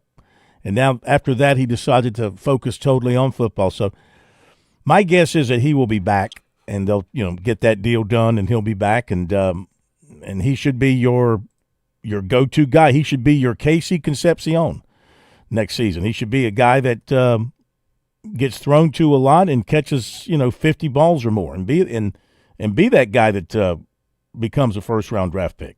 He's got the skills, just doesn't have a whole lot of experience, and there's still a lot for him to grow into as a wide receiver besides just the blazing speed. Yeah, he's got a lot of potential, and he's made some great catches, and he's got a lot, depending on how the coaches work with him. Now, Phil, how you getting to New York? You taking the Amtrak? Is that a train? No. I'm flying, man. I'm flying first class. Oh, so you're going to be sitting near Whittle. Whittle flies first class. I don't think Whittle's going on the Clemson to cover the Clemson bowl game. But Whittle does fly first class. I know that for a fact. He flies first class. Yeah, I know. You told us that he did. Yeah. So when are you going? Are you going tomorrow or Thursday? Thursday. As soon as possible. Thursday? Get him out. Thursday. And are you staying downtown? Staying in the financial district. So I'll be looking for some of your money. Well, you're not going to find it there. Now, what part of town did you grow up in? Don't forget about the Chinese restaurant I told you about. Not sure we'll get to that, but we'll definitely get to. I told my wife I want to do a deli, obviously, and want to do. You're taking the wife with you? Oh yeah. I want to take I want to do an Italian. I want to get a great Italian meal while I'm up there, like at 10 o'clock at night. Will you bring me some bagels back from Kosar's on Grand Street? Yeah. Do you want some bialys? You want plain or what do you want on? You want them? No. Well, what I really would like is some onion bialys and some sesame seed bagels from Kosar's. Kosar. On Canal Street. Grand Street. On Grand Street. Grand. Best bagels in the city. Does it cost $1,000 to get some bagels? No, but they're. I'm serious. Their bagels are. Is it strictly a bagel store? My brother used to have them sent to me. They do anything else besides bagels? Oh yeah. I mean, is it a deli? Get yourself a nice is it a full deli? Cheese and lox. Yeah. No, they're not a full deli. Not a full deli. But they're right in the little Jewish neighborhood, so I'm sure you can find a great deli right around there. There's a great pickle place that my brother used to go to that's like 2 doors down from him. So my brother was a pickle head. So this place just featured pickles? Yeah, it was a pickle place. Pickle place. Okay. What's the name of it? Yeah. The Pickle Place? That I don't know because I don't eat pickles. I got it. I got a great name for it. The Tickle Pickle. Or pickle. The pickled or pickle. How about tickle your pickle? Tickle your pickle. You tickle my bagel, I'll tickle yours. Kosar's, their bagels are out of this world. I like that. Their bialys do you know what a bialy is? Yeah. I'm just a straight bagel guy. Plain, but just give me plain bagel. Lightly toasted. I don't like it too hard. Like it a little mushy. It's got to be able to hold all the contents in between the top and bottom bagel. Top and bottom. I wish I didn't remember the name of the Italian restaurant I went to in Little Italy that had a bocce ball table that you could sit at. I went to a really good one last time I was in New York in the Italian. It was called Olive Garden. Yeah, that's what it was, Olive Garden. All right, we got to run. Appreciate it. Oh, and don't forget, Phil, and don't forget my couple of pounds of real lean corned beef and some potato and a few pounds of potato salad. You got it. I'll have it frozen and sent to you. UPS. Hey, just take a couple of cooler packs with you and extra luggage throw it in there. I did that once coming back, and they inspected it. And the only thing they wouldn't let me take aboard the plane was the mustard that they threw in, which I didn't ask for anyway at the deli. Okay. All right, Andy, thank you, man. Have a great rest have a of the good week. evening. If we don't talk to you again Thank you, fellas. this week, thank you. Appreciate it very much. Okay. Trip down Deli Lane there. I am looking for, you can't go to New York and not go to a great deli. You could just go to Groucho's Deli. Groucho's a great deli. Yeah. It's not a New York deli. Thing I like about the New York deli is the snippiness of the waitresses, man. They'll bite your head off. You ask them for some extra something, they're like, go get it yourself. And make sure you tip me. Okay, we got recruiting coming up after the break.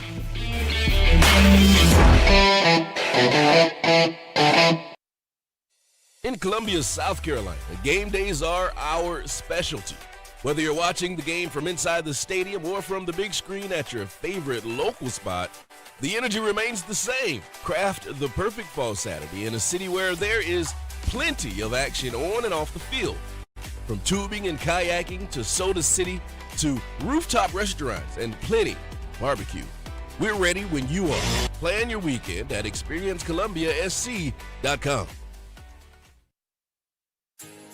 Avoiding excess financial stress from the holidays doesn't take a Christmas miracle. All it takes is a Christmas loan from Founders Federal Credit Union. Our Christmas loan is designed to ease your Yuletide expenses and help you relax so you can focus on what matters most, spreading joy and love. With our great rates and flexible repayment options, unexpected expenses like decorating, last-minute gifts, or holiday travel accommodations won't break your budget. Plus, you'll get exceptional service that'll make you want to sing, so you can be confident and ready for whatever the holidays might throw your way. Make this holiday season the best one yet when you unwrap some Christmas magic of your own with a Christmas loan. Relax. Put more joy in your budget with Founders Federal Credit Union. Visit an office near you or foundersfcu.com/magic today. Terms and conditions apply. Membership qualification required. You've put in the work for your education. The extra early, extra late, extra work. That's because you understand education opens doors to better pay, better opportunities, and a better you. Being educated about playing the lottery is no different. It helps you be a better player, one who knows when to play and when to take a rain check. The lottery's a game, so let's keep it fun. Learn more at sceducationlottery.com/betteryou. I'm attorney Jim Corbett. I'm not a case manager. I'm a lawyer for over 35 years. I don't charge 40% for your injury in your wreck case or any on-the-job injury. Call 803-765-2968 and ask for Jim Corbett or email me, jim@jimcorbettattorney.com, for the experience of a lawyer handling your injury case. Jim Corbett, 803-765-2968. jim@jimcorbettattorney.com. Put 35 years of experience to work on your injury case. The Sports Talk Recruiting Report is sponsored by Seawell's Catering.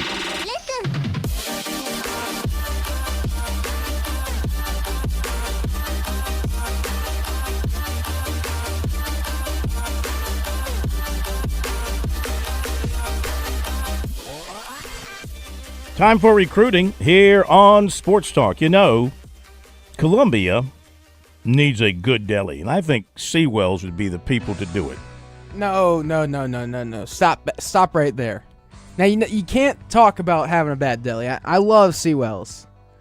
I didn't say have a bad deli. I said have a deli in Columbia, and Seawell's are the people to do it. We can roll the tape. Groucho's is a great. You said real deli. You said we need a real deli in Columbia. Yeah, we need a real, New York hardcore where you can get your you can get your whitefish, and you can get your corned beef, and you can get your tongue, corned beef at Groucho's, and your pastrami. You don't want tongue. Nobody here wants tongue. Nobody's gonna buy tongue. They don't buy tongue. Have you ever had tongue on a sandwich before? Have you? I have. No, you haven't. Yes, I have. You're lying. I'm not lying. Tell me what I've had in my life. I know what I've had in my life. What kind of tongue have you had? Cow tongue. That's what it is. What was it seasoned with? I don't remember what it was Saliva? seasoned with. Yeah. Where you make it out with a cow. My point is at Seawells, if they wanted to do a deli, would do it right. They could do a deli But they don't buffet. do delis. They do the daily luncheon buffet, and they do catering, which they excel at. So no buffet the rest of this year. They're closed through the new year. So get ready for 2026, and be sure to get to Seawells and enjoy the daily luncheon buffet from 11 till 2. And for those big parties coming up in 2026, like a birthday party for the Golden Bachelor or a wedding reception, corporate outing, for nearly 80 years, Seawells has been the only call that you need to make. 803-771-7385, online at SeawellsCateringSC.com. So, in recruiting, offensive tackle Maxwell Hiller, 6'6", 300, Coatesville, Pennsylvania, just named a first-team All-American by the Sporting News, as was South Carolina signee offensive guard Darius Gray, and he remains a primary target for USC and Clemson. The Gamecocks, however, they have a new offensive line coach in Randy Clement. He replaced Lonnie Teasley, who was fired midway through the season. It was Teasley who had done the bulk of the recruiting of Hiller over the years for the Gamecocks. Now Hiller has to kind of start over with Clement. The two have been in contact, and we asked, does the change with the offensive line coaches affect Hiller regarding the Gamecocks? He said, quote, a little bit, yes. I had really good relationships with everybody at South Carolina. It's just that I have to build these relationships back up with these new coaches and the new staff members, end quote. He said as of last week, he and Clement had not talked about how to jumpstart their relationship, but they had exchanged some text messages. So they plan to see each other and meet each other and start to work on building that relationship. He has had South Carolina among his favorites, along with Clemson, Penn State, Maryland, Ohio State, Georgia, Tennessee, and Alabama. He said South Carolina is definitely among the top of my schools. He said, I would not say it's the top school, but it's definitely up there because of the amount of times I've been there and how comfortable I feel down there and welcomed every time I go back. Now, Clemson offensive line coach Matt Luke had Hiller in for a visit last summer. They have continued to build their relationship, and that has the Tigers in the hunt as well. He said he likes the culture that they have at Clemson. He likes the track record for Coach Luke, his ability to develop players and get them to the NFL. He also likes all the winning they've done at Clemson. So he said it speaks for itself. He plans to hit the trail in the spring to visit some of his favorites. He definitely wants to go to Oregon, which he's never visited, and to Florida because of the new coaching staff. He also said South Carolina, Maryland, and Alabama are possible for return visits. He was at USC for the Clemson game. He will take his official visits later and make his decision after that. One other aspect of his recruitment involves his younger brother, Colton. He's a major basketball recruit in the 28 class. Some of the same schools after Maxwell are going after the brother. He says they've talked about going to the same school, and that would be awesome if they did, but it's not something they're going to force. They're just going to let it play out. Colton has offers from Notre Dame, Indiana, UCLA, Alabama, NC State, Louisville, Missouri, Penn State, Syracuse, and Kansas State. Now, a prediction from one of the Rivals writers is South Carolina will land safety Jernard Albright, 6'2", of Springfield, Georgia. Shane Beamer posted a commitment alert on Monday. So you put 2 and 2 together, and what do you get, Plummer? You put 2 and 2 together, and what do you get? 4. So it stands to reason. Arkansas, Florida State, Ole Miss, Kentucky, Michigan, Missouri, and NC State are some other offers, but South Carolina was his first offer way back when. Clemson is in the top 10 with cornerback Keyshawn Telfair, Euclid, Ohio. The others are Miami, Notre Dame, Arizona State, Indiana, Ohio State, Southern Cal, Penn State, Michigan, and Nebraska. He was at Clemson for the LSU game. South Carolina starting offensive guard and tackle, Tree Babalati. He is transferring. And in basketball, South Carolina landed a commitment for the 2026 class from 6-foot Jersey Robinson of Chatsworth, Georgia. She chose the Gamecocks over LSU and UConn. There you go with the recruiting report tonight here on Sports Talk. Remember to check out our recruiting stories on our website, SportsTalkSC, and our notes on our Twitter at SC Sports Now. Reminder, we will have a live show for you tomorrow night. And if it's as exciting and as thrilling as this one, it's going to be quite the show, to say the least. So we will have a live show. You know, most everybody else, they're just taking the night off. They throw away the 24th like it's a meaningless day. There's nothing to talk about. There's nothing to discuss. Not here. Not up in here. No, sir. It's another busy day on Sports Talk tomorrow. We'll have something to talk about. Don't ask me what, but we'll have something. Well, Clemson. We'll continue to cover Clemson. We can continue to talk about cow tongue. Yeah. Let's see here. A couple of more messages have come in. Is Gerald Kilgore going to the NFL or coming back? I do not believe he's going to the NFL.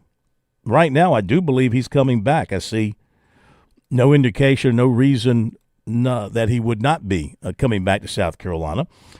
From Lee in Wingate, North Carolina, my prediction for the Clemson game is Clemson 28 and Penn State 27.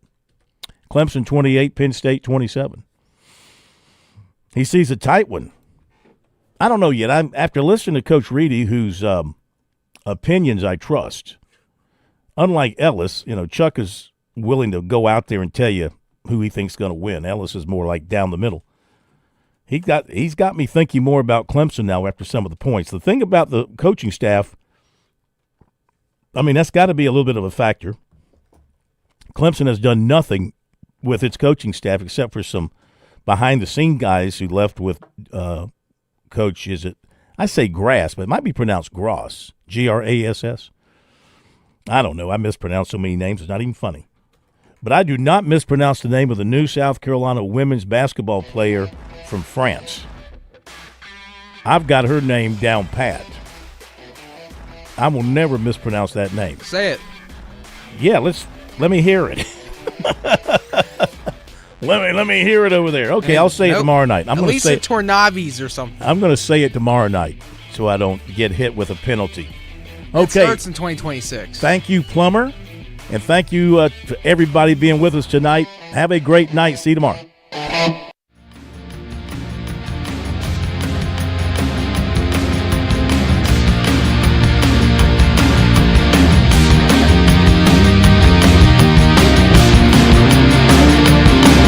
WQXL Columbia, W264DF. From the Bart Fireside Studio, the solution for keeping you warm this winter. This is 107 The Point. Breaking news this hour from Town Hall. I'm Keith Peters in Washington. An apparent gas explosion collapsed part of a nursing home in Bucks County, Pennsylvania on Tuesday afternoon, killing at least 2 people. Certified nursing assistant at Bristol Health and Rehab Center, Musaline Watson, tells WPVI-TV ABC6 she hasn't been able to reach her co-workers. And then when I came, I saw all the emergency vehicles coming in and they blocked us. So I went around and then I said, let me walk. And then the explosion came on. There was a loud explosion and they told all of us to get back. And that's how I came back. You have co-workers in there? Co-workers in there. I'm calling them and they're not answering.